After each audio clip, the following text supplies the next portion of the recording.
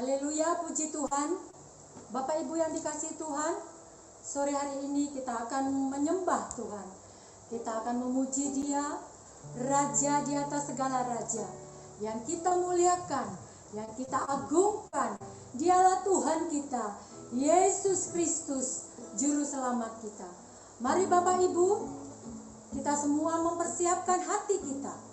Kita bawa hati kita kepada Dia, beri yang terbaik kepada Tuhan kita, kepada Raja kita, karena Dia sudah memberikan yang terbaik bagi kita. Mari kita berdoa. Bapa, kami bersyukur sore hari ini Engkau memberikan kami kesempatan untuk menyembah Tuhan, untuk memuji-Mu Tuhan. Bawa kami Tuhan masuk di dalam hadirat Tuhan, agar kami boleh merasakan hadirat-Mu Tuhan. Itu yang kami rindukan, kami ada di dalam hadirat Tuhan. Terima kasih Bapa, Engkau mengurapi kami. Kami percaya hadirat Tuhan mengalir di dalam hidup kami. Terima kasih Roh Kudus, Engkau hadir bersama-sama dengan kami.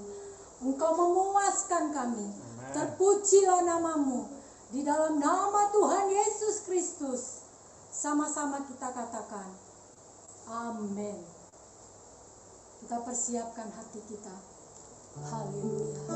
Dialah Tuhan pengharapan kita. Dia Allah yang kita sembah. Dialah Tuhan Raja di atas segala raja.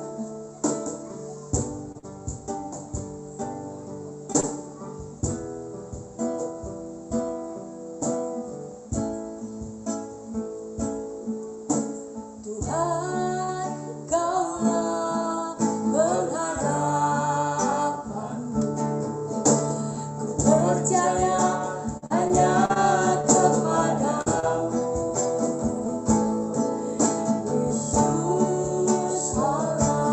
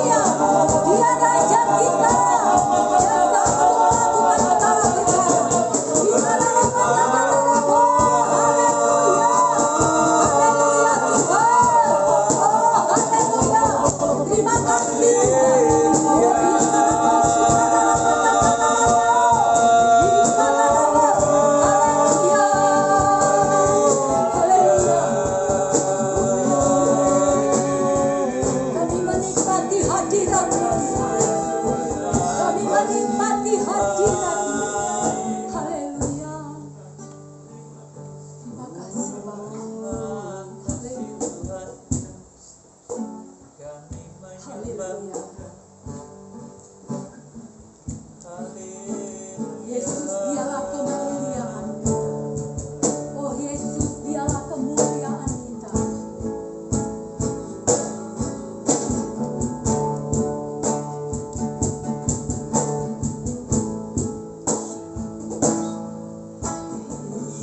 Yesus kemuliaan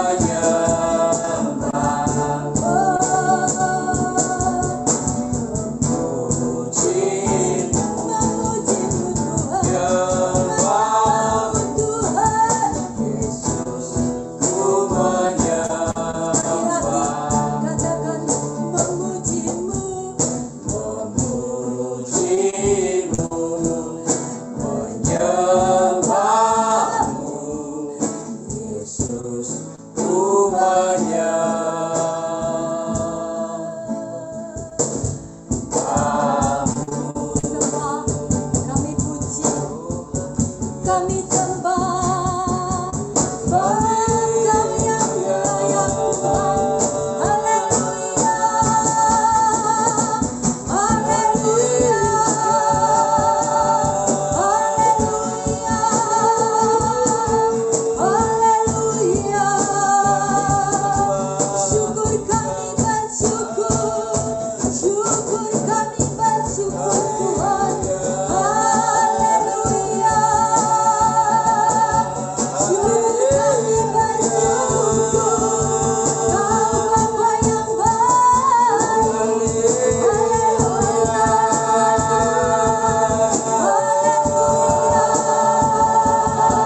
haleluya, kami sembah, kami tinggikan nama Tuhan, kami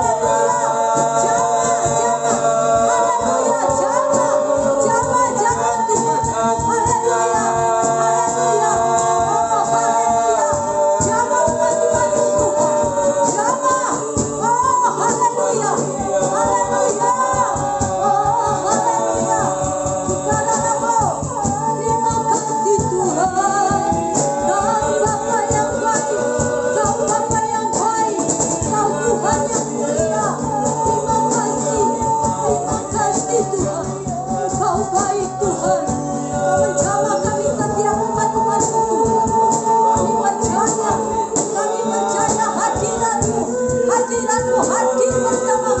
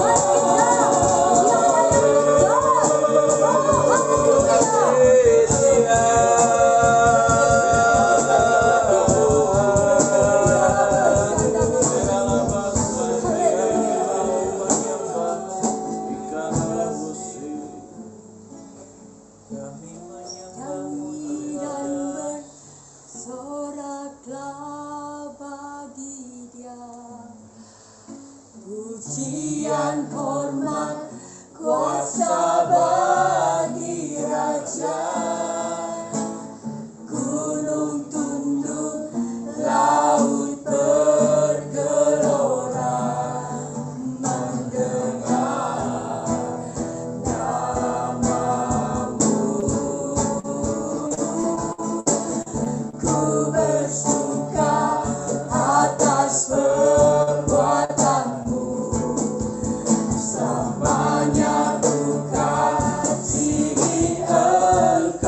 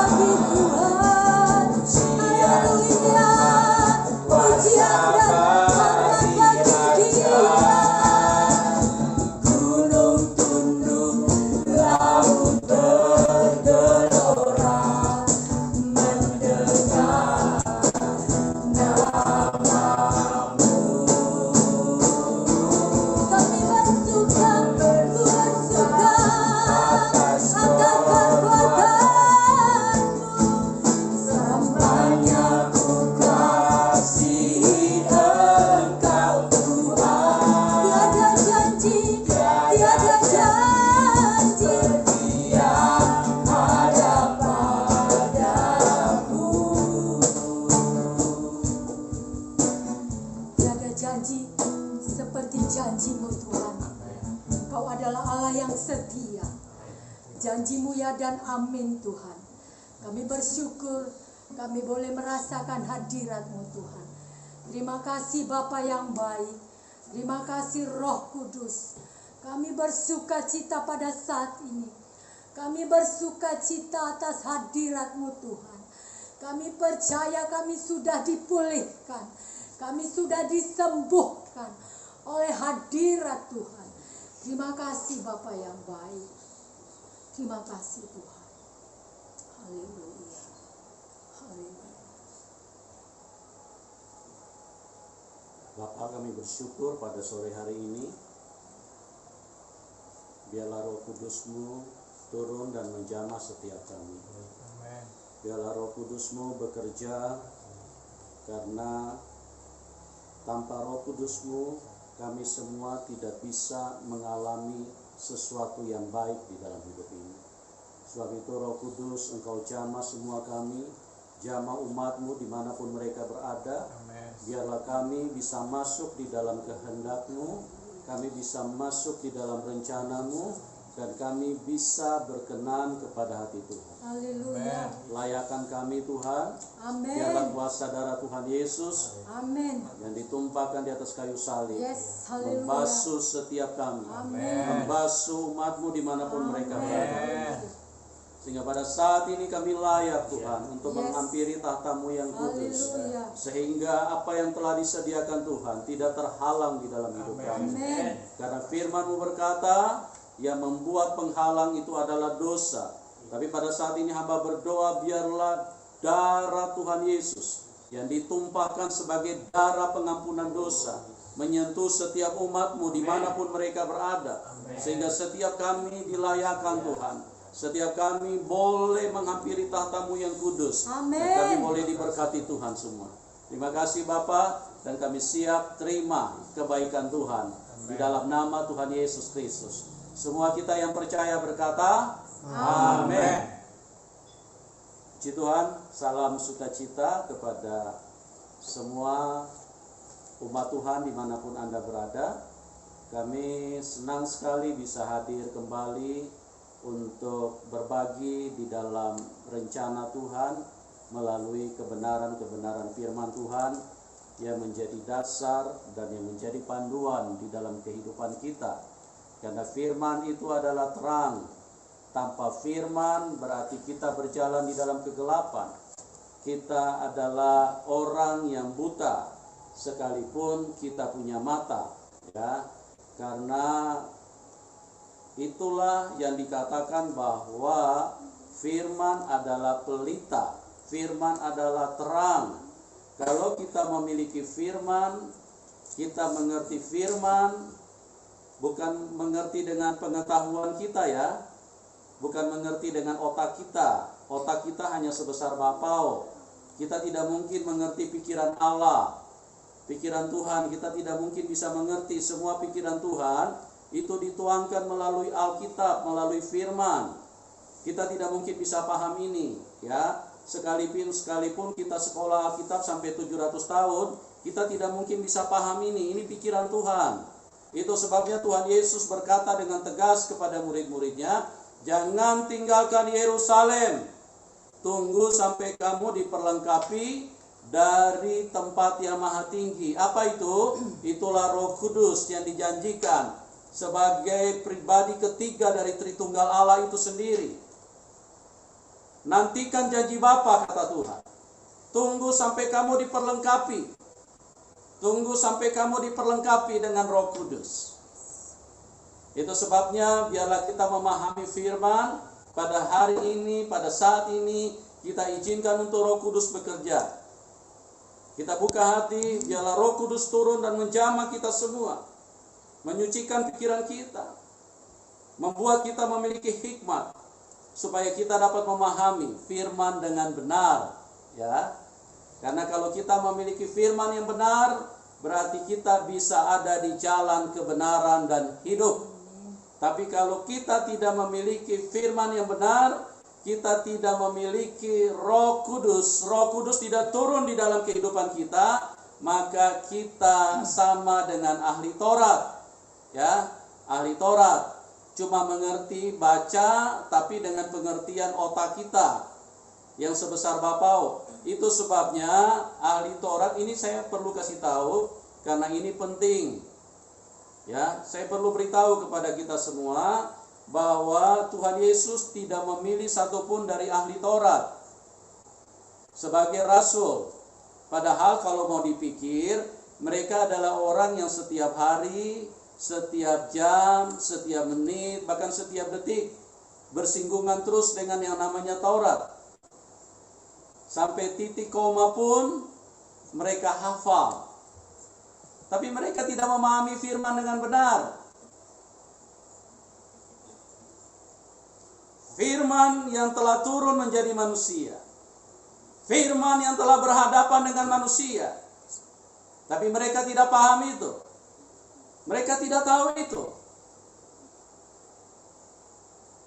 Mereka pikir firman itu adalah setan. Sehingga mereka rame-rame ahli Taurat terus menyerang Tuhan. Mereka terus melakukan serangan-serangan kepada Tuhan. Padahal kalau kita pikir mereka ahli Taurat. Mereka adalah ahli Taurat. Nah, ini satu pembelajaran buat gereja di akhir zaman ini. Jadi jangan kita terlalu berbangga diri karena pendidikan teologi kita sudah S1, S2, S3, S4, S-teler. Itu tidak penting sama sekali. Ya. Karena yang penting di dalam hidup ini adalah Roh Kudus turun di dalam hidup kita. Karena Roh Kudus itu adalah guru. Makanya Tuhan Yesus berkata dengan tegas, jangan tinggalkan Yerusalem. Tunggu sampai kamu diperlengkapi dengan janji Bapa. Betapa pentingnya ini karena Tuhan Yesus sangat serius. Tuhan Yesus sangat serius.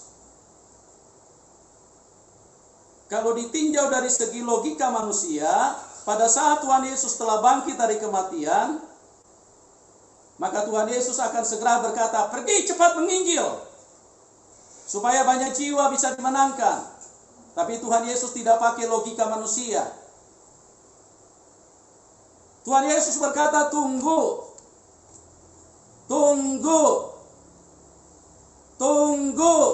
sampai kamu diperlengkapi dengan kuasa dari tempat yang maha tinggi. Itulah Roh Kudus yang diutus dengan fungsi ketiga dari Allah Tritunggal itu sendiri. Ya, jadi firman yang benar-benar diajarkan oleh Roh Kudus, diberi hikmat oleh Roh Kudus, itulah yang akan menjadi terang di dalam hidup kita. Oke, saya merasa hal ini sangat penting untuk menjadi dasar daripada perjalanan gereja Tuhan. Ingat baik-baik, saya di waktu-waktu yang lalu saya suka merenungkan, kenapa Tuhan Yesus tidak pilih ahli Taurat ya? Padahal mereka itu adalah imam-imam, ya. Mereka itu ahlinya, pakarnya, ekspertnya. Orang-orang yang bersinggungan, yang terus-menerus baca Taurat siang dan malam, baca Taurat. Tapi saya heran, kok tidak ada satu pun yang Tuhan Yesus pilih dari mereka sebagai rasul. Justru Tuhan Yesus mengarahkan matanya kepada nelayan. Sebagian besar nelayan.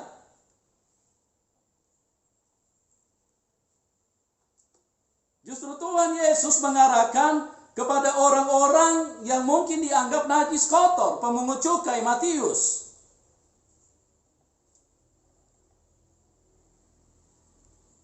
Itulah cara Tuhan. Makanya kita harus hati-hati gereja Tuhan. Nah, hati-hati ini mungkin saya tidak perlu terangkan terlalu panjang lebar dari timur ke barat, utara ke selatan. Untuk menjadi hati-hati, sekali lagi kita harus penuh Roh Kudus. Amin. Tanpa Roh Kudus, kita tidak mungkin bisa paham tentang Tuhan. Ini pikiran Tuhan. Ini pikiran Tuhan. Mana mungkin kita bisa mengerti pikiran Tuhan kalau kecuali Roh Kudus turun di dalam hidup kita. Karena dia guru. Dikatakan di dalam Yohanes 14, Roh Kudus itu adalah guru. Apabila dia datang, dia akan memimpin kamu ke dalam seluruh kebenaran. Ya. Jangan benar menurut pikiran kita, tapi benar menurut Tuhan. Benar menurut kebenaran. Banyak orang sekarang saya lihat terlalu angkuh, kayaknya lebih benar dari Tuhan. Pikiran mereka jadikan dasar untuk terus membenarkan dan terus merasa benar. Tapi orang lain mereka anggap orang najis, orang sesat, dan ini mereka terus suarakan di dalam kehidupan, di dalam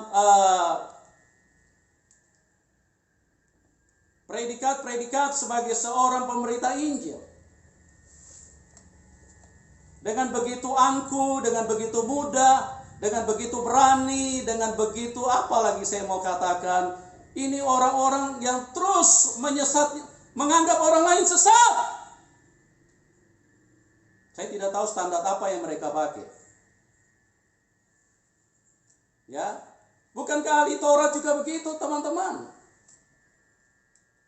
Ahli Taurat, sedangkan firman Tuhan Yesus yang adalah firman, Tuhan Yesus adalah yang punya firman, itu saja mereka katakan setan, saudaraku. Mereka katakan setan.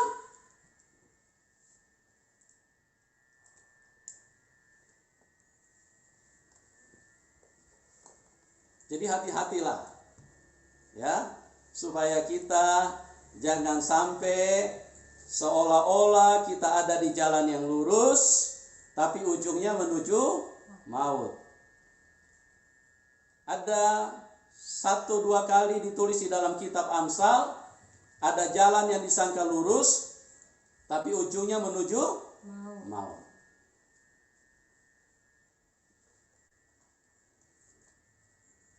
Nah, kembali lagi, di dalam Tuhan Yesus itu sesuatu yang sangat sederhana. Sesuatu yang sangat simpel.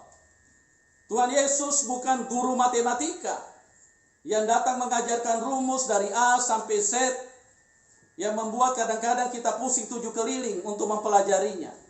Tuhan Yesus itu datang dengan membawa segala kesederhanaan dan datang menghadirkan sebuah kemudahan bagi manusia.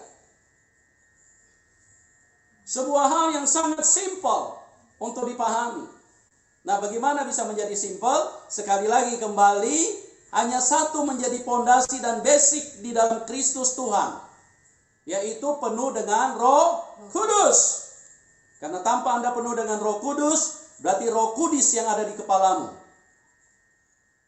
Akan dengan mudah hidup kita dipermainkan setan.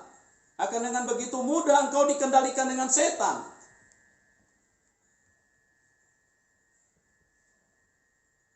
Bahkan engkau akan menganggap orang lain sesat.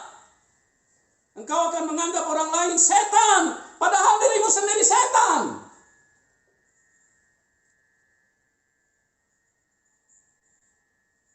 Mari teman-teman, Tuhan Yesus datang membawa sebuah hal yang sangat simpel, yang sangat sederhana. Jangan kita berdiri untuk menjadi seorang ahli Taurat. Tuhan Yesus tidak tertarik. Ya, Tuhan Yesus datang dan mencari orang yang bodoh, orang yang mau diajar, orang yang tidak mengerti apa-apa.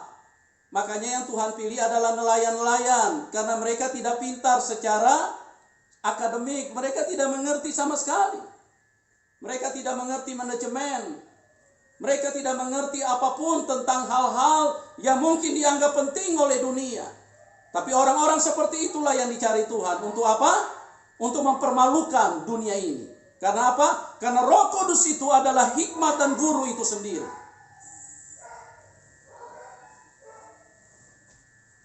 Iya.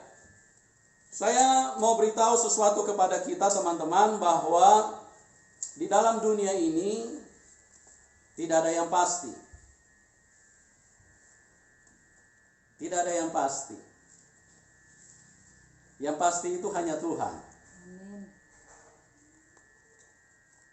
Sekali lagi saya ulangi, di dalam dunia ini tidak ada yang Pasti. pasti. Yang pasti itu hanya Tuhan. Saya mau beri contoh kepada kita.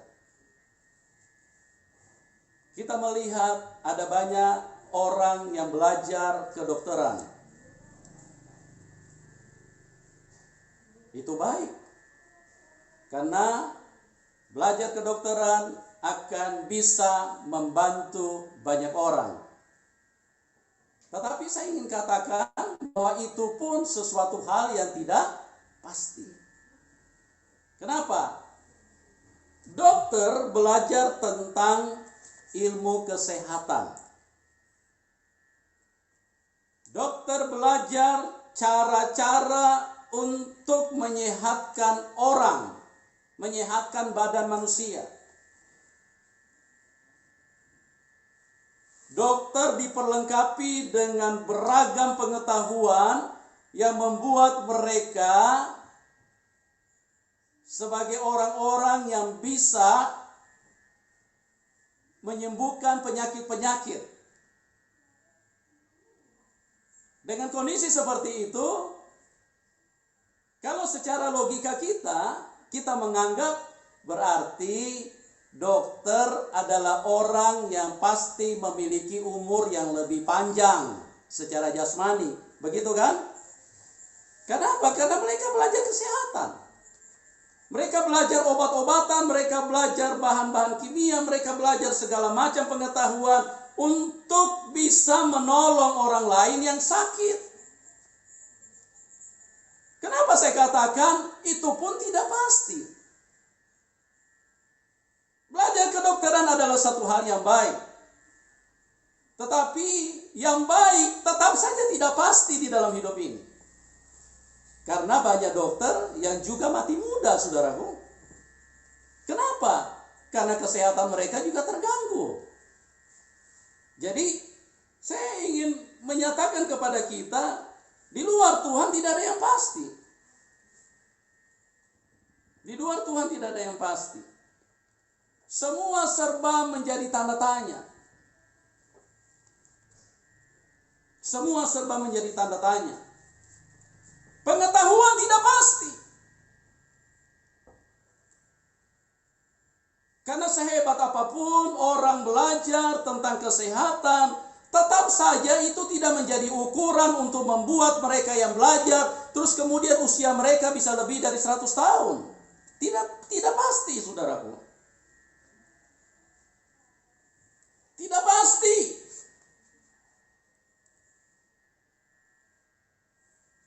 Kita mendengar kabar di media sosial, dari berita-berita. Untuk menghadapi COVID, banyak sekali dokter yang akhirnya meninggal juga. Padahal mereka yang mengajarkan cara, begini cara hidup sehat ya. Cuci tangan, pakai masker, social distancing. Saya tidak katakan itu salah, saudaraku. Saya cuma ingin mengatakan bahwa semua pengetahuan itu tidak pasti. Yang pasti itu hanya firman. Yang pasti itu hanya firman, hanya kebenaran.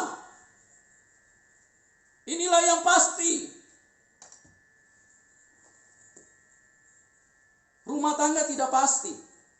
Cinta manusia tidak pasti. Berumah tangga 1-2 bulan, sebentar lagi nanti sudah putus. Karena cinta manusia tidak pasti. Apa yang pasti di dalam hidup ini? Yang pasti hanya Tuhan Yesus. Karena semua perkataannya tidak ada yang tidak terbukti.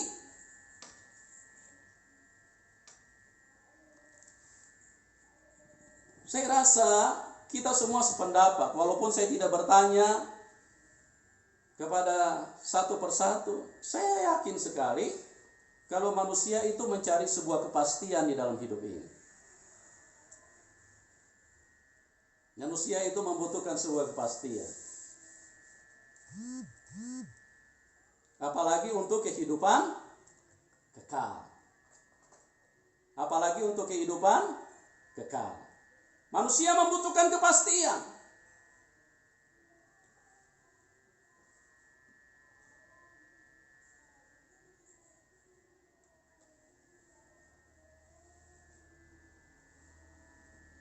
Kita semua tahu bahwa kehidupan di dunia ini adalah kehidupan yang sementara. Kita semua tahu. Dan kita semua tahu bahwa kehidupan setelah dari dunia ini adalah kehidupan yang kekal. Setelah kehidupan di dunia ini adalah kehidupan yang kekal.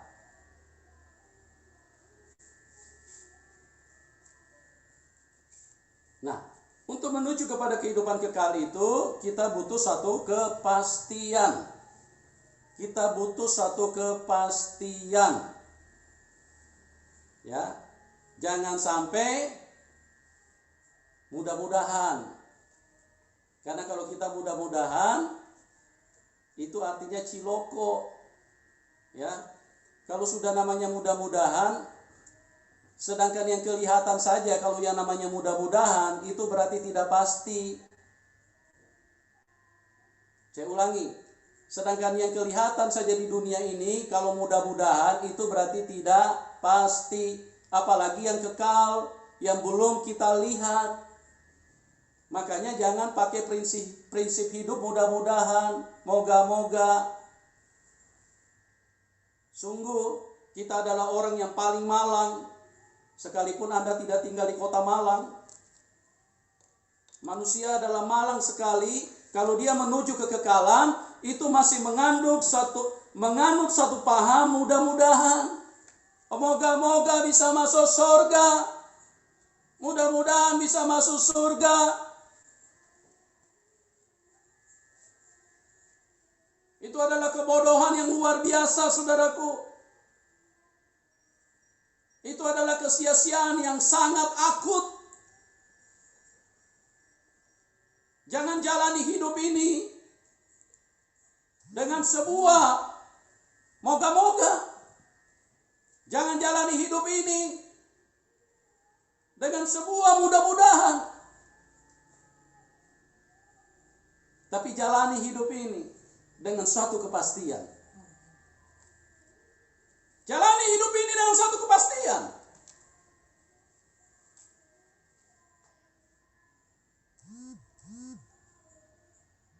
Itu sebabnya saya ingin katakan kepada kita bahwa di dalam Tuhan Yesus jaminan yang pasti masuk surga. Di dalam Tuhan Yesus ada jaminan yang pasti masuk surga. Bukan mudah-mudahan. Bukan semoga. Saya ingin beritahu kepada kita, kalau untuk di dunia ini saja, sekali lagi saya ulangi, perhatikan baik-baik. Kalau yang di dunia ini saja, kita pakai kata moga-moga, itu sebuah membuat kita, sendi-sendi saraf kita itu berputar 7 keliling. Karena apa? Karena sesuatu yang tidak pasti. Moga-moga. Berharap. Harap.com. Apalagi untuk menuju kekekalan.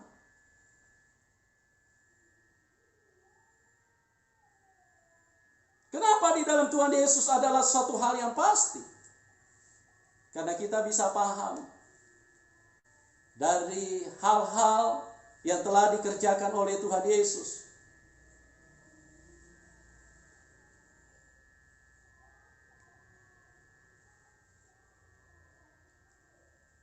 Tuhan Yesus berfirman. Tuhan Yesus berfirman. Dicatat. Ribuan tahun yang lalu sudah dicatat. Dan semuanya adalah sebuah kebenaran. Semuanya adalah kebenaran. Makanya Tuhan Yesus adalah pribadi yang pasti. Firman-Nya adalah kebenaran. Kematiannya saja sudah diberitahukan ribuan tahun yang lalu. Sebelum Tuhan Yesus turun ke dalam dunia, sudah ditulis ribuan tahun yang lalu. Bahwa ada manusia yang akan dikorbankan. Kebenaran akan jadi korban. Oleh kejahatan. Kebenaran akan menjadi korban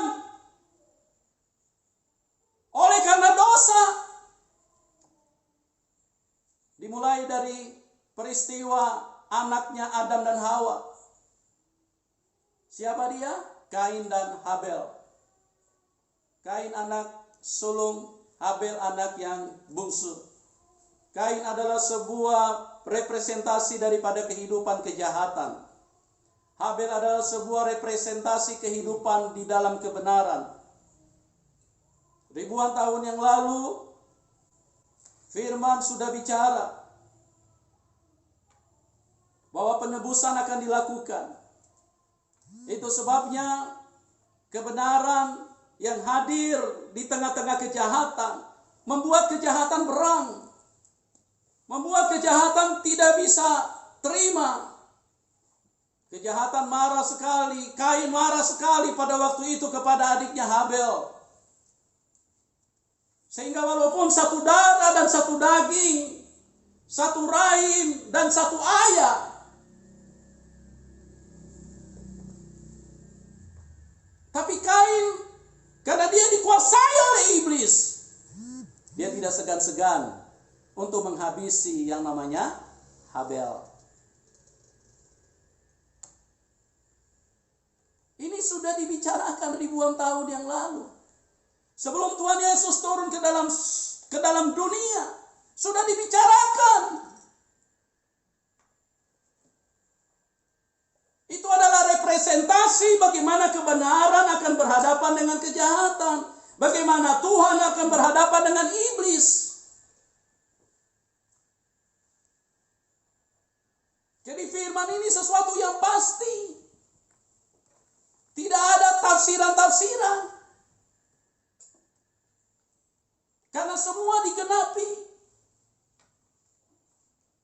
Itu sebabnya pada saat Tuhan Yesus turun ke dalam dunia, ribuan tahun kemudian, setelah peristiwa antara Kain dan Habel,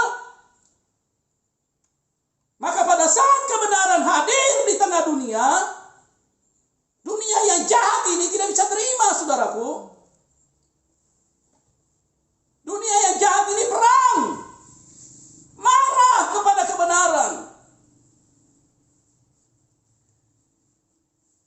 Itu sebabnya darah orang benar harus ditumpahkan.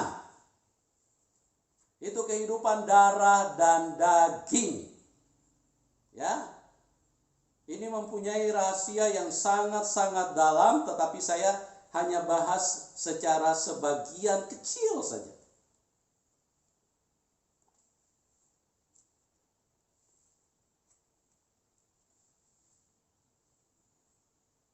Ditumpahkan. Itu sudah peristiwa kematian Tuhan Yesus di atas kayu salib. Itu sudah dibicarakan ribuan tahun sebelum Tuhan Yesus turun. Jadi bagaimana mungkin? Bagaimana mungkin ini bukan menjadi firman? Bagaimana mungkin Alkitab ini bisa dikatakan bukan firman? Ini adalah kebenaran. Ini adalah suatu kepastian yang harus dipahami oleh manusia. Dan ini adalah terang yang bisa menuntun jalan manusia.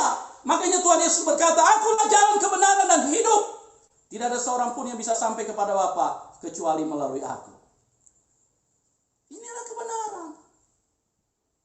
Itu sebabnya dikatakan bahwa di dalam Tuhan Yesus jaminan masuk surga.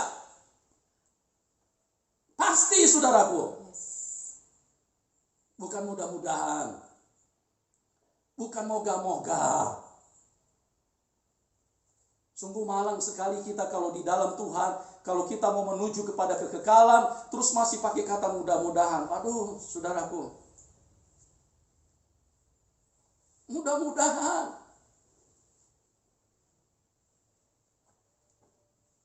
Sedangkan yang sudah terlihat saja sudah menjadi sebuah panduan, sebuah hal yang menjadi sesuatu yang baku, yang sifatnya pengetahuan, itu pun tidak pasti. Orang belajar kesehatan, setelah dia selesai, setelah dia tamat, dia diberi gelar dokter. Artinya mereka ini ahli kesehatan. Nah, kalau ahli kesehatan, secara logika manusia, saya ulang sekali lagi ya teman-teman, itu artinya berarti mereka pandai, mereka ahli. untuk menjaga tubuh mereka bisa sehat.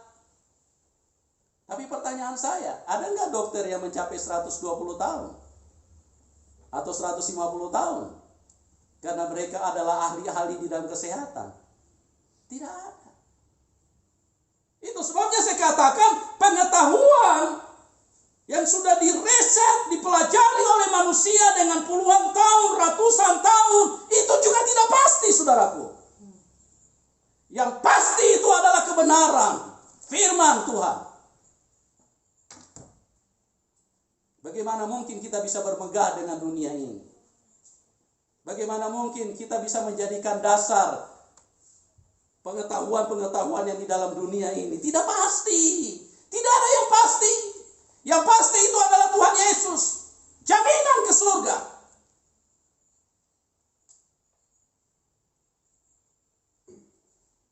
Akulah jalan kebenaran dan hidup. Tidak ada seorang pun yang bisa sampai kepada Bapa kecuali melalui aku. Kecuali, saudaraku, mungkin orang yang belajar kesehatan, belajar dokter, terus umurnya bisa 300 tahun. Mungkin. Karena mereka belajar kesehatan. Ya, jadi tidak ada yang pasti ya. Yang pasti itu hanya Tuhan Yesus. Nah, saya tahu kita semua kepengen masuk surga. Menuju kekekalan, sekali lagi saya katakan hanya ada 2 tempat. Kalau Anda tidak masuk surga, berarti Anda masuk neraka. Tidak ada 3 tempat di sana. Hanya 2 tempat. Surga dan neraka. Anda mau kemana? Pasti mau masuk surga dong. Nah, kalau mau masuk surga, hanya satu. Tuhan Yesus kepastiannya. Firman. Yohanes 1 ayat 1 pada mulanya adalah firman. Firman bersama dengan Allah dan firman itu adalah Allah sendiri. Ini bisa dipercaya, saudaraku. Amin. Kalau cuma pengetahuan yang ditulis di dalam buku-buku dipelajari, sekalipun bagus disusun sampai sesempurna mungkin, saya ingin katakan tidak pasti, tidak pasti. Tidak pasti itu. Banyak dokter yang juga mati muda. Tidak sedikit juga yang kena COVID, padahal mereka ahli kesehatan. Jadi jelas ya, teman-teman, sesuatu yang pasti itu hanya Tuhan Yesus Kristus. Jaminan masuk surga itu hanya ada di dalam Tuhan Yesus. Oke, saya akan persingkat sedikit supaya kita tidak terlalu berpanjang lebar untuk kita bisa paham kenapa di dalam Tuhan Yesus itu ada jaminan masuk surga. Yang pertama, dia datang dari surga. Oke, yang pertama dia datang dari surga. Alkitab mencatat bahwa dia lahir, dia jadi dari Roh Kudus. Dia jadi dari Roh Kudus. Roh Kudus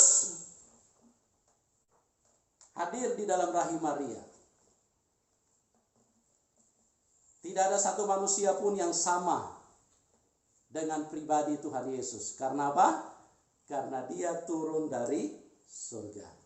Kenapa dia turun dari surga? Karena dia kudus. Kenapa dia turun dari surga? Karena dia yang punya surga. Dia yang punya surga, teman-teman.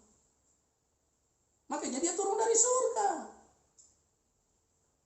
Dia tidak datang dari Eskimo, dia tidak datang dari kutub, dia tidak datang dari Timur Tengah, dia tidak datang dari tempat-tempat yang mungkin kita anggap baik. Tidak, dia datang dari surga. Kenapa dia datang dari surga? Karena dia punya surga.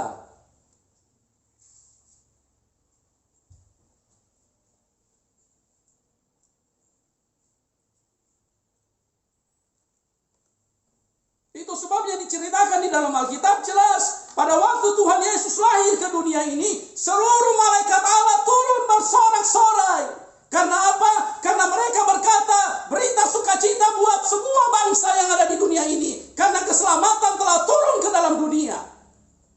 Itu satu hal yang pasti. Oke? Yang kedua,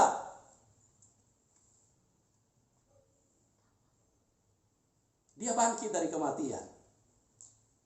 Kita bisa lihat di dalam Matius pasal 28 ayat 1 sampai dengan 6. Matius 28 ayat 1 sampai dengan 6. Demikian firman Tuhan. Setelah hari Sabat lewat, menjelang menyingsingnya fajar pada hari pertama minggu itu, pergilah Maria Magdalena dan Maria yang lain menengok kubur itu. Maka terjadilah gempa bumi yang hebat, sebab seorang malaikat Tuhan turun dari langit dan datang ke batu itu dan menggulingkannya, lalu duduk di atasnya. Wajahnya bagaikan kilat dan pakaiannya putih bagaikan salju. Dan penjaga-penjaga itu gentar ketakutan dan menjadi seperti orang-orang mati.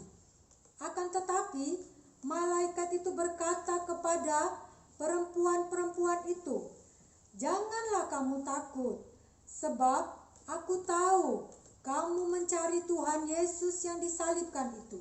Ayat 6, "Ia tidak ada di sini, sebab ia telah bangkit, sama seperti yang telah dikatakannya. Mari, lihatlah tempat ia berbaring." Iya. Sebelum kita pindah ke situ, saya mau jelaskan dulu bahwa di dalam Roma 6 ayat 23 dikatakan bahwa upah dosa adalah maut. Ya. Upah dosa adalah maut. Manusia semua kan sudah berbuat dosa. Ya. Cuma manusia ini sebagian besar pada angkuhnya minta ampun. Ya. Tidak memerlukan Tuhan, tidak memerlukan penebusan. Ini luar biasa, manusia-manusia najis, manusia kotor, terlalu berbangga diri, selalu mengatakan tidak butuh penebusan dosa. Padahal manusia dari kecil aja sudah jago berbohong.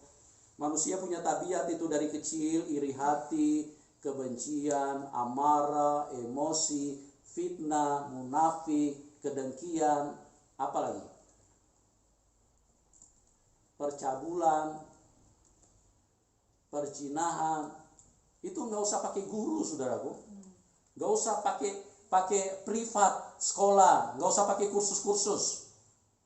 Manusia pintar dengan sendirinya, pintar jago dengan sendirinya. Semua langsung bisa jadi guru. Karena apa? Karena setan di dalam manusia, saudaraku. Sudah begitu manusia dengan begitu angkuh lagi merasa, oh saya bisa masuk surga tanpa perlu juru selamat, saya bisa masuk surga tanpa perlu Tuhan Yesus, saya bisa masuk surga. Kasihan deh lu. Gak bisa, teman-teman. Gak ada yang bisa. Roma 6 ayat 23. Upah dosa adalah maut. Kita perhatikan, semua manusia mengalami maut, mengalami kematian. Mati. Karena apa? Karena semua manusia telah terikat dengan dosa. Manusia ada di dalam kekuasaan setan. Siapa yang bisa melepaskan manusia dari tangan setan? Manusia dari kecil, tadi saya sudah katakan, saya ulang lagi nih, biar jadi pintar kita semua ya. Manusia dari kecil sudah jago bohong, jago emosi, jago berkelahi, jago bertengkar, jago apalagi, munafik, fitnah. Nanti kalau sudah mulai agak besar-besar sedikit, pencabulan itu. Gak usah diajar itu. Orang tuanya gak usah didik, guru gak usah panggil guru. Wah, pintar dengan sendirinya tuh. Kenapa? Karena itulah ikatan setan, itu dosa. Mengikat semua manusia. Makanya manusia semuanya mati. Masuk di dalam kuburan 1 kali 2. Bagaimana manusia bisa selamat? Nggak bisa. Harus ada yang kudus yang turun dari sorga. Harus ada Tuhan yang menjadi penebus dosa itu. Maka manusia bisa selamat. Itu sebabnya Tuhan Yesus mati. Untuk menebus dosa. Upah dosa adalah maut. Coba baca dulu Roma 6 ayat 23. Roma 6 ayat 23. Upah dosa adalah maut. Roma 6 ayat 23. Sebab upah dosa ialah maut. Ya, upah dosa ialah maut. Tetapi karunia Allah ialah hidup yang kekal dalam Kristus Yesus Tuhan kita. Oh, haleluya. Haleluya. Haleluya. Itu adalah karunia Tuhan. Upah dosa adalah maut.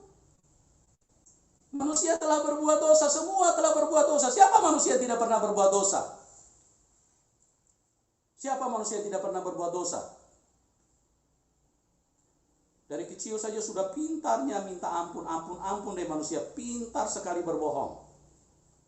Siapa manusia yang berani berkata bahwa dia hidup kudus? Siapa manusia yang begitu berani, begitu angkuh yang berkata saya tidak perlu penebus dosa? Manusia terlalu angkuh. Manusia ini semua telah jatuh di dalam dosa. Semua butuh ditebus. Jangan jadikan dirimu lebih hebat dari Tuhan.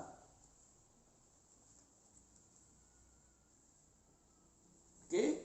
Tuhan Yesus mati 2000 tahun yang lalu. Untuk apa?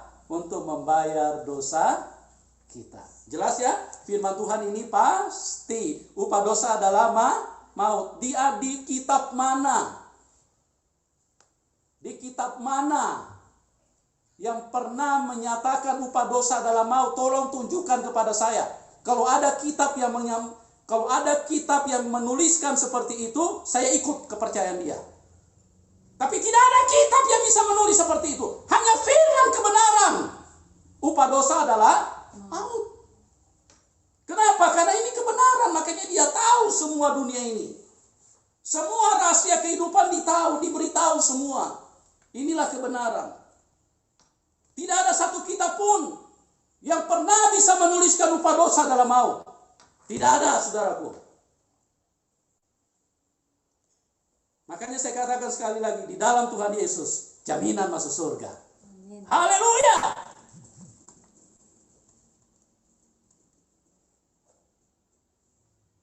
Dia mati.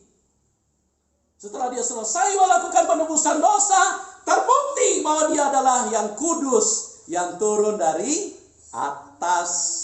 Ya, karena semua manusia, baik dia nabi, baik dia rasul, semua begitu mati masuk dalam tanah, tidak bangun-bangun. Mana bisa nabi dijadikan dasar untuk keselamatan hidup manusia? Mana bisa rasul dijadikan dasar untuk keselamatan hidup manusia? Semua berdosa, saudaraku. Tapi Tuhan Yesus, begitu dia selesai melakukan penebusan, dia keluar dari kuburan. Dia bangkit dari kematian. Oke, jelas ya? Tuhan Yesus adalah sebuah kepastian. Tuhan Yesus adalah sebuah jaminan ke surga. Karena kematian dikalahkan. Siapa yang ada di dalam Kristus, nanti satu ketika akan bangkit dari maut. Mati di dalam Kristus, kita bangkit di dalam kehidupan. Itu jaminan, itu pasti. Bukan hanya 100%. Triliun-triliun persen. Pasti jaminan. Tidak ada mudah-mudahan, tidak ada moga-moga. Ya, pintar-pintar sedikitlah jadi manusia. Jangan jadi bodoh-bodoh, jangan jadi blow on kita nih. Ya tidak jelas saja kita pertahankan. Ya, kita pegang mati-matian. Oh, ini yang saya mau, ini pokoknya saya, menurut pikiran saya ini yang benar, menurut pikiran. Jangan hidup dalam kebodohan lah. Ya, itu kebodohan ampun deh, itu kebodohan. Nggak tahu stadium berapa itu. Tidak ada manusia yang bisa dijadikan sebuah kepastian. Yang pasti itu hanya Tuhan Yesus. Dia mati, dia bangkit. Kubur tidak bisa tahan dia. Setan tidak bisa ikat dia. Karena dia Tuhan, dia kudus. Dia bangkit dari kematian. Dia hanya melakukan penebusan. Yang dikatakan di Roma 6 tadi ayat 23. Upah dosa adalah maut. Makanya manusia karena semua sudah berbuat dosa, manusia masuk semua dalam kuburan. Itu berarti firman Tuhan ini benar. Siapa yang bilang ini palsu? Yang bilang ini palsu itu hanya setan. Karena setan dari dulu sering sekali memalsukan firman Tuhan. Setan dari dulu seringkali hanya berkata, hanya terus melawan firman Tuhan. Makanya sekali lagi teman-teman, saya mengasihi Anda semua, ya jangan kita hidup tanpa kebenaran yang berasal dari Roh Kudus, ya. Banyak orang-orang Kristen yang terlalu berbangga diri juga saya lihat, ya. Karena mereka sudah merasa sekolah teologi, sudah S1, S2, S3, S7, S-teler, S apalah, ya. Merasa sudah hebat sekali mereka, kayaknya sudah pintar betul. Ingat baik-baik, renungkan baik-baik teman-teman, ahli Taurat tidak ada satupun yang dipilih Tuhan. Tuhan enak sekali lihat mereka punya cara. Terlalu berbangga diri dengan pengetahuan yang cuma berdasarkan otak. Pengetahuan itu datang dari atas. Semua pemberian yang baik itu datang dari atas. Roh Kudus harus menjadi guru kita. Baru kita bisa memiliki kebenaran. Karena Roh Kuduslah yang bisa merepresentasikan kebenaran itu secara benar. Karena Roh Kuduslah yang punya kebenaran itu. Bukan pikiran manusia, bukan sekolah, bukan pengetahuan. Pengetahuan tidak ada yang pasti. Ingat sekali lagi, ahli Taurat tidak ada satupun yang dipilih Tuhan. Bahkan ahli Taurat lah yang menjadi mesinnya, yang menggantung Tuhan di atas kayu salib. Ahli Taurat, saudaraku. Sadarlah teman-teman. Jangan blow on di dalam hidup ini. Sorry kalau saya bicara agak keras. Saya mengasihi Anda semua. Saya tidak punya tujuan apapun. Saya mengasihi. Saya menyentak rohmu supaya engkau tersadar bahwa dunia ini, setan ini terlalu licik bermain di dalam pikiran manusia. Makanya ahli Taurat selalu melihat Tuhan Yesus, mereka melihat itu Tuhan Yesus itu seperti setan. Padahal mereka yang setan. Mereka nggak sadar. Mereka selalu bilang ini Beelzebub ini. Dengan kuasa setan. Coba, padahal Tuhan Yesus yang menciptakan mereka, yang menjadikan mereka dikatakan setan. Makanya saya tidak heran kalau saya pun dikatakan sesat. Ya, yang bisa menilai itu hanya Tuhan. Oke?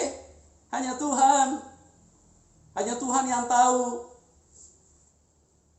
Jangan terlalu merasa benar, teman-teman. Ya, hiduplah intim dengan Roh Kudus, bergantunglah kepada Roh Kudus. Jangan cuma tahu bicara Tritunggal. Bergantung dengan Roh Kudus. Roh Kudus diutus Tuhan untuk datang ke surga, ke dalam dunia ini. Itu dengan tujuan supaya Anda belajar dari Dia. Bukan belajar secara pengetahuan. Saya tidak katakan Anda sekolah teologi salah. Saya tidak katakan Anda salah. Tapi ingat baik-baik. Tanpa Roh Kudus yang menjadi guru di dalam hidupmu, Anda bisa jadi seperti ahli Taurat modern. Ahli Taurat akhir zaman. Oke, saya tidak bicara itu terlalu panjang. Saya ingin bicara hal yang selanjutnya. Kenapa di dalam Tuhan Yesus itu adalah jaminan pasti masuk surga. Dia bukan hanya bangkit dari kematian. Kisah 1 ayat 9 sampai dengan 11. Kisah 1. Kisah Para Rasul 1 Ya. ayat 9 sampai dengan 11. Sesudah ia mengatakan demikian, terangkatlah ia disaksikan oleh mereka. Sesudah Tuhan Yesus mengatakan, memberikan firman, menasihati orang-orang Kristen pada waktu itu, atau rasul-rasul atau murid-muridnya, maka terangkatlah dia. Terangkat kemana? Ke surga. Oke, kita terus dulu ayat ini. Dan awan menutupnya dari pandangan mereka. Awan menutupnya dari pandangan mereka. Ketika mereka sedang menatap ke langit waktu ia naik itu. Ketika mereka sedang menatap ke langit waktu dia naik ke surga. Tiba-tiba berdirilah dua orang yang berpakaian putih dekat mereka. Iya, ada malaikat yang turun. Jadi kalau bicara kebenaran itu semuanya ada saksinya. Haleluya. Ada yang mengkonfirmasi, ya. Tidak secara pribadi. Tiba-tiba dapat wahyuan katanya. Tiba-tiba turunlah kita. Wow. Enggak, itu tidak ada saksinya, saudaraku. Tidak ada saksinya itu. Semua kebenaran itu harus ada konfirmasi. Jadi harus ada saksi, karena manusia ini tanpa saksi bagaimana logika mereka bisa mengakui. Itu harus ada saksi. Makanya untuk menyaksikan bahwa Tuhan Yesus naik ke surga, malaikat datang dan mengkonfirmasi kepada orang-orang Kristen pada waktu itu, orang murid-muridnya para rasul, bahwa Tuhan Yesus naik ke surga. Terus ayat yang ke-11, dan berkata kepada mereka, iya, ini malaikat berkata kepada mereka, hai orang-orang Galilea, hai orang-orang Galilea, mengapa kamu berdiri melihat ke langit? iya, mengapa kamu berdiri melihat ke langit? Tuhan Yesus ini Tuhan Yesus ini yang terangkat ke surga Yang- meninggalkan kamu. yang terangkat ke surga meninggalkan kamu. Kemana? Ke surga, ya, ke surga. Oke, terus Akan datang kembali dengan cara yang sama, akan datang kembali dengan cara yang sama, seperti kamu melihat dia naik ke surga. ya, seperti kamu melihat dia naik ke surga. Bangsa Indonesia pun memperingatinya, hari kenaikan Tuhan Yesus ke surga. Hanya Tuhan Yesus jaminan untuk Anda bisa masuk ke surga. Di luar Tuhan Yesus tidak bisa. Mustahil, tidak bisa. Tidak mungkin manusia bisa pulang ke surga di luar daripada Tuhan Yesus. Yohanes 14 ayat 6, sekali lagi, akulah jalan kebenaran dan hidup. Tidak ada seorang pun yang bisa sampai kepada Bapa kecuali melalui aku. Ya. Dan mungkin ada yang berkata, oh saya sudah orang Kristen Pak. Jangan cuma sebut Kristen. Sudah benar-benar Kristen apa belum ini? Sudah ikut Tuhan Yesus betul-betul apa belum? Ya. Jangan cuma ikut berkatnya. Jangan cuma ikut mujizatnya. Jangan cuma ikut karena Anda punya banyak kebutuhan. Ikutlah jalannya Tuhan. Akulah jalan kebenaran dan hidup. Tidak ada seorang pun yang bisa sampai kepada Bapa kecuali melalui aku. Artinya pada saat Tuhan Yesus pagi-pagi benar sudah bangun menyembah Bapa di surga, harus kita ikuti. Semalam-malaman Tuhan Yesus menyembah, berdoa semalam-malaman. Gereja Tuhan di mana? Gereja Tuhan Facebook kan Pak. Itu berarti Anda tidak ikut Tuhan. Anda ikut Facebook. Anda ikut media sosial. Anda ikut teknologi. Terus jangan tersinggung ya teman-teman ya. Mungkin saya bicara agak keras. Saya mengasihi Anda semua kok. Firman ini yang pertama untuk saya. Yang kedua untuk kalian semua. Tapi kalau kalian tidak mau ikuti, ya saya sudah tidak bersalah sama Tuhan. Saya sudah sampaikan, terserah. Urusannya masing-masing sama Tuhan. Hutang saya, tugas saya sudah selesaikan. Ya. Ikut Tuhan. Akulah jalan kebenaran dan hidup. Ikut dari belakang. Seperti apa yang Tuhan Yesus lakukan, seperti itulah yang kita lakukan. Baru kita dibilang pengikut Kristus, baru disebut orang Kristen. Ya. Jangan cuma Kristen KTP. Yang begitu-begitu juga tidak akan sampai kepada Bapa. Karena jalannya ini loh yang diikuti. Akulah jalan kebenaran dan hidup. Semua jalan yang selama ini dianggap orang baik, ujungnya menuju maut. Jalan yang dianggap baik selama ini, jalan yang mungkin orang anggap lurus. Dia sudah pakai baju putih, dasi putih, celana putih, sepatu putih, topi putih. Dia sudah berdiri di mimbar pakai jas putih lagi. Oh, ini jalannya lurus ini. Ikut cara Tuhan Yesus. Malam-malam dia sudah berdoa semalam suntuk. Pagi-pagi dia sudah ada di bait Allah. Cinta akan rumahmu menghanguskan aku. Benarkah engkau memiliki karakter seperti Kristus? Benarkah engkau mengikut Tuhan benar-benar seperti apa yang Tuhan Yesus tunjukkan? Atau Anda ikut Tuhan karena ada segudang kebutuhan yang sudah menunggu Anda sehingga Anda menjadi begitu? Ikut Tuhan karena ada kebutuhan.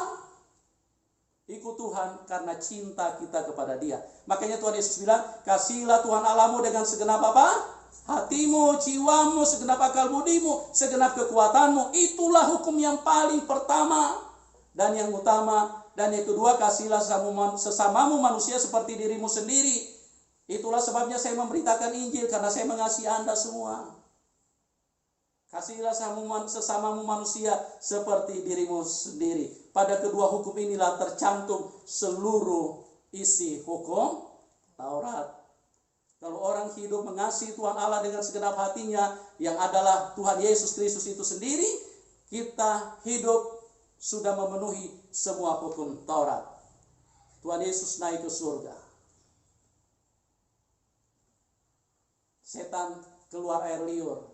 karena dia tidak bisa tahan. Tuhan Yesus naik. Ingat, di dalam dunia ini ada hukum gravitasi. Ya.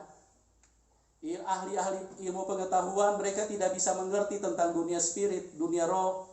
Mereka cuma bilang ada gravitasi, ada gaya tarik bumi. Itu bukan gaya tarik bumi, itu gaya tarik setan, saudaraku. Setiap manusia yang naik ke atas, kalau dia tidak pakai alat bantu, dia akan jatuh, akan ditarik sama setan. Karena apa? Karena setan ingin membunuh semua manusia. Makanya waktu Tuhan Yesus naik ke surga, setan semua pada menderita depresi, stres, karena dia tidak bisa tahan. Dia mau tarik, ini orang tidak bisa, karena kudus sekali, dia naik. Gravitasi, gaya tarik setan tidak mampu menarik Tuhan. Dengan apa kita bisa naik ke surga? Mau pakai pesawat? Ya, pesawat paling tinggi 100.000 kaki. Habis bahan bakar, kalau kita nggak isi lagi, jatuh, mati manusia. Tidak ada yang bisa naik ke surga, hanya di dalam Tuhan Yesus. Makanya dia sudah buktikan. Coba kita baca tadi. Kisah Rasul 1 ayat 9 sampai dengan 11. Sesudah ia mengatakan demikian, terangkatlah ia disaksikan oleh mereka. Iya, terangkatlah ia disaksikan oleh mereka. Hanya di dalam Tuhan Yesus Kristus. Kita mau naik pesawat, mau mendarat di mana, saudaraku? Hah? Mau pakai apa kita pergi ke surga? Tidak ada jaminan pasti. Di dalam Tuhan Yesus Kristus, jaminan pasti Anda bisa ke surga. Amin. Berita sukacita yang begitu luar biasa, Haleluya. yang selama ini begitu ditutupi oleh setan, tapi dibagikan kepada manusia. Supaya apa? Supaya kita semua yang tadinya tidak bisa masuk ke surga karena dosa-dosa, karena maut, karena semua kenajisan kita, telah dikuduskan, telah dibayar oleh Tuhan Yesus, dan dia telah bangkit dari kematian. Dia bukan hanya bangkit, dia naik ke surga. Amin, haleluya. Dia menunggu kita semua di surga. Dan satu hal lagi yang paling penting saya ingin beritahu kepada Anda. Semua doa, firman Tuhan berkata, makanya Tuhan Yesus berkata, mintalah di dalam namaku. Kalau engkau minta di dalam nama Tuhan Yesus, maka semua akan bisa dikabulkan. Kalau kita tidak minta di dalam nama Tuhan Yesus, doa mau naik pakai apa? Pakai toa, paling 1 kilometer. Gak bisa naik doa itu. Gak bisa sampai kepada Bapa di surga. Hanya di dalam Tuhan Yesus, karena ada Roh Kudus. Dalam hitungan detik, langsung doa kita ke surga. Karena di dalam nama yang berkuasa, di dalam nama Tuhan Yesus, di dalam nama di atas segala nama, itulah yang bisa membawa doa kita naik ke surga. Di luar Tuhan Yesus tidak bisa naik. Mau naik pakai apa? Mau pakai toa. Kita mau berteriak, berapa kuat toa itu, saudara? Gak bisa. Makanya sekali lagi saya mengasihi Anda semua. Di dalam Tuhan Yesus Kristus, jaminan bisa masuk surga. Ya, kita berdoa, doa kita naik ke surga. Sebentar lagi kalau kita tekun, kita setia di dalam Tuhan Yesus Kristus, maka dialah yang pasti yang bisa membawa kita. Karena dia sudah buktikan 2000 tahun yang lalu dia naik setan pada depresi, pada stres. Makanya sampai sekarang ini setan terus pakai manusia untuk menyerang kebenaran, ya, untuk mengatakan Alkitab ini palsu. Kenapa? Karena setan tidak suka manusia masuk surga. Oke teman-teman, saya mengasihi Anda semua. I love you so much. Saya mengasihi Anda semua. Haleluya. Maaf kalau saya bicara agak keras. Karena saya ingin menyentak rohmu. Saya ingin bangunkan Anda dari ketiduran yang begitu lama. Manusia seringkali tidak berdaya berhadapan dengan kuasa kegelapan. Izinkan Roh Kudus hadir di dalam hidupmu. Engkau dipersiapkan untuk ditunggu di dalam kerajaan Bapa kita. Itulah kerajaan surga. Mari kita katakan, oleh karena kemurahan Tuhan. Oleh karena kemurahan Tuhan, ku ada sampai hari ini. Oleh karena kebaikan Tuhan,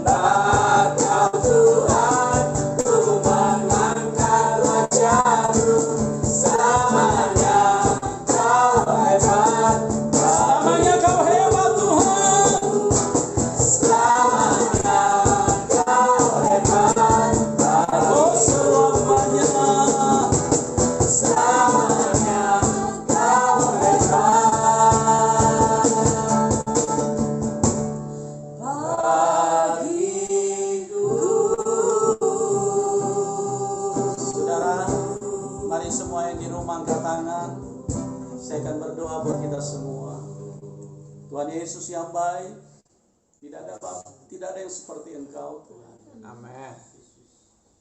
Tidak ada yang seperti Engkau. Engkau adalah Bapa yang sangat baik. Kami orang-orang yang kotor, kami orang-orang yang najis. Tapi oleh karena kemurahan-Mu, oleh karena kasih-Mu, Amin. kami diselamatkan Tuhan. Kami diselamatkan. Kami dipindahkan dari gelap kepada terang, dari kematian kepada kehidupan. Dan di dalam Engkau ada jaminan yang pasti masuk surga. Jaminan yang pasti. Karena Engkau telah bangkit dari kematian. Tidak ada satupun manusia yang pernah bangkit dari kematian, kecuali Tuhan yang turun dari sorga. Setelah selesai melakukan penebusan dosa, maka kuasa setan dipatahkan. Semua belenggu maut dihancurkan. Tuhan Yesus bangkit di dalam kemenangan. Terima kasih Tuhan. Itu sebabnya di dalam Tuhan Yesus kami tidak akan mati di dalam kuburan, tapi kami bangkit bersama dengan Tuhan Yesus. Dan kami bukan hanya bangkit, tapi kami akan naik ke surga. Karena Tuhan Yesus 2000 tahun yang lalu sudah naik sebagai yang sulung bagi semua manusia yang ada. Terima kasih Tuhan Yesus. Dan di dalam Engkau semua doa yang dialaskan di dalam nama Tuhan Yesus itu bisa naik ke surga. Amen. Karena kuasa Roh Kudus. Amen. Terima kasih Tuhan. Di luar Tuhan Yesus doa tidak bisa naik. Karena kekuatan manusia tidak mungkin bisa mencapai surga. Terima kasih Tuhan. Terima kasih. Kami sangat bersyukur. Kami bangga memiliki Allah seperti Engkau. Amen. Allah yang sangat mengasihi semua manusia. Haleluya. Terima kasih Tuhan Yesus. Tuhan, Engkau lihat setiap tangan yang terangkat. Hamba berdoa di dalam nama di atas segala nama, nama Tuhan Yesus Kristus yang berkuasa. Jamah setiap tangan dengan urapan Roh Kudus. Pegang mereka Tuhan. Dan jangan lepaskan mereka. Amin. Jangan biarkan setan merebut mereka Tuhan. Urapan yang ganda turun di dalam setiap kami. Turun di dalam setiap kami. Kasih karunia dari Allah Bapa, cinta kasih dari Tuhan Yesus Kristus, di dalam persekutuan dengan Roh Kudus, turun di dalam kehidupan kita semua. Dengan berlimpah-limpah, tambah berlimpah-limpah, semakin berlimpah-limpah, sampai kepada kemuliaan Tuhan, masuk di dalam kerajaan surga. Terima dengan iman. Di dalam nama Tuhan Yesus Kristus, semua kita yang percaya berkata, amin. Oke teman-teman, kita sudah tiba di penghujung acara. Sekali lagi saya mengasihi Anda semua. Dan jangan lupa, sebentar malam jam 8 kita akan sambung dengan live streaming, di mana ada seorang yang sudah mengalami kematian, tapi bangkit dari kematian karena Tuhan Yesus datang menjumpai dan menghidupkan kembali orang tersebut. Jangan kemana-mana, di channel We For God Official. Oke? Kita ketemu di channel We For God Official jam 8 malam. Kita akan lihat di situ kuasa Tuhan Yesus yang begitu dahsyat, yang terus dinyatakan kepada semua manusia. Sampai ketemu. Tuhan Yesus memberkati kita semua. Salam kemenangan. Amin.